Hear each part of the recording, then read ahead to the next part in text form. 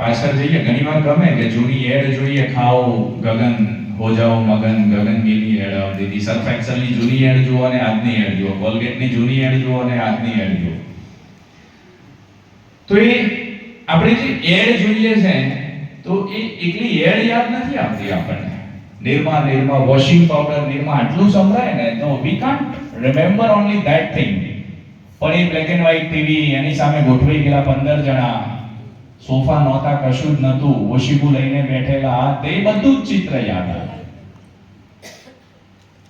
પણ મેં કીધું એમ કે સમય ક્યારે રહેતો નથી. એક નાનકડી વાર્તાથી હું શરૂઆત કરીશ, એક પપ્પા અને એક દીકરાની વાર્તાથી.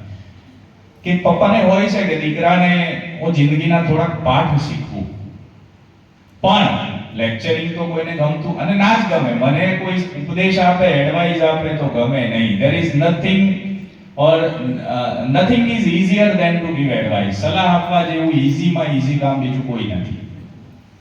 એટલે હું મારા એક મિત્રના ત્યાં બેઠો હતો અને બરોડાએ એના દીકરાને સમજાવતા હતા. ભાભી કે ભાઈ કોને આ ડાન્સના ક્લાસ જોઈન નથી કરતો. he was in 6th standard, છઠ્ઠામાં હતો. એટલે દીકરો કે ના કરું કાકા. અને મેં કીધું કર ને, ફી આપવા તૈયાર, ચાલો કોઈ એક સ્કિલ ડેવલપ થાય. કે ના કરું. તો મેં કીધું કારણ? એટલે એક શરતે કરું, મારા મમ્મી કહી દો કોઈ મહેમાન તમાર જેવું આવે એટલે પછી એના ડેમા ના કરાવે કે ડેમો આપજે કે કેવું કરીને આવ્યો છું. એટલે એ શરતે કે હું ડાન્સ ક્લાસ જોઈન કરું. So this is next generation. એટલે મેં જે વાત કરી ને કે બીત ગઈ સો બાત ગઈ. મમ્મીને એક રંજ રહી ગયો છે કે મને ડાન્સ ક્લાસ કરવા નથી મળ્યા. સો ધેટ ઇઝ આજે પેરેન્ટિંગમાં એ બે છે.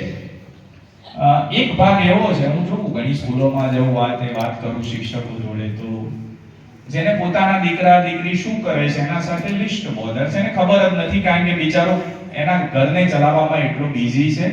એની વિટંબણાઓ, એની યાતનાઓ, એના પ્રોબ્લેમ એટલા છે.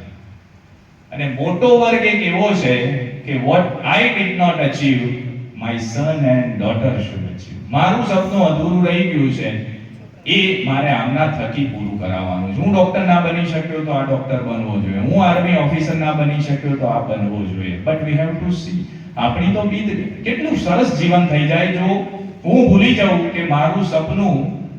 અને સપનાની વાત કરું ને તો આપણે વિચાર્યું તો એના કરતા સારી જિંદગી કુદરતે આપી છે. કારણ કે 10મા ધોરણ સુધી I have seen Ahmedabad in 11th standard. 11મા ધોરણમાં મેં અમદાવાદ જોયું.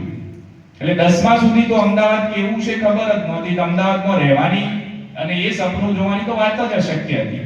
તો એના કરતા કુદરતે સારું જીવન આપણને સૌને આપ્યું છે. છતાંય પેલું મારું અધૂરું રહી ગયેલું સપનું છે એ મેં પકડી રાખ્યું છે. અને એટલે તો એક સરસ હિન્દી કવિએ કીધું છે કે સબ કુછ નિર્ભર તેરી નિયત और आश पर है. ફરીથી કહું છું, सब कुछ तेरी आश और नियत पर निर्भर है, वरना किसी बंदर का इंसान बनना मुमकिन है. इवोल्यूशन उत्क्रांति. एक बंदरમાંથી માણસ બન્યો. જો બે વસ્તુ ના હોત, એક નિયત ના હોત અને એક આશા ના હોત તો એ શક્ય નહોતું. बहुत कुछ पाकर भी अगर तू खुश नहीं है तो समझना तेरी सेल्फी और सेल्फ के बीच में हजारों माइल का अंतर है. ઘણું બધું મળી ગયું છે પણ છતાંય ખુશ નથી તો તારી સેલ્ફી એટલે જે બતાવવાનું જીવન છે અને તારી સેલ્ફ કે જે અંદરનું ઓરિજિનલ જીવન છે એના વચ્ચે હજારો માઇલનો ડિફરન્સ છે.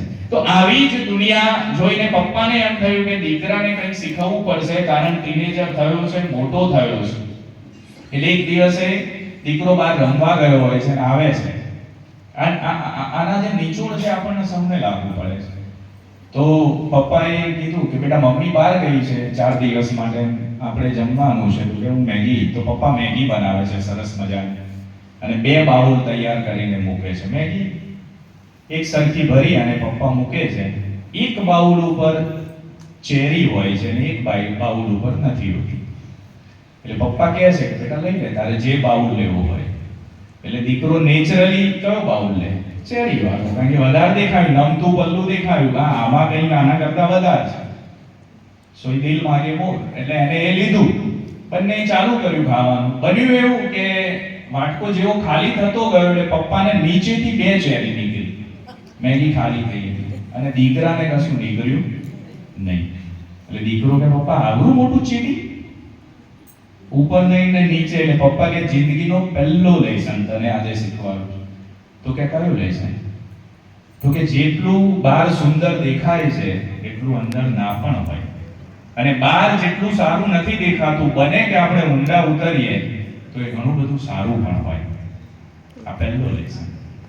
બીજો દિવસ થાય છે, ફરીથી દીકરો રમવા જાય છે, રમીને આવે છે, ફરીથી પપ્પા 2 બાઉલ મૂકી દે છે. સેમ કન્ડિશન, એકના પર એક ચેરી, બીજાના પર કશું જ નહીં. પપ્પા હવે કહે છે કે બેટા હવે આજે તો પેલી ગુજરાતીમાં કહેવાય છે ને કે દૂધનો દાજેલો છાશ પણ ફૂંકી ફૂંકીને પીવે. એટલે દીકરાને કાલનો અનુભવ હતો, પપ્પા છેતરી ગયા છે, એટલે આજે ચેરી વગરનો વાટકો લઈ લે છે, બંને ખાવાનું ચાલુ કરે છે. પણ દીકરાને આજે નીચેથી કશું નીકળતું. એટલે દીકરો કે પપ્પા ફરીથી ચીટિંગ? એટલે કે બેટા ચીટિંગ નહીં, પણ જિંદગીનો બીજો લેસન. તો કે કયો લેસન? તો કે કાલે તારી જોડે જે બન્યું હતું જરૂરી નથી કે આજે પણ એવું જ બને. એટલે ભૂતકાળના જે ઘટનાઓ હતી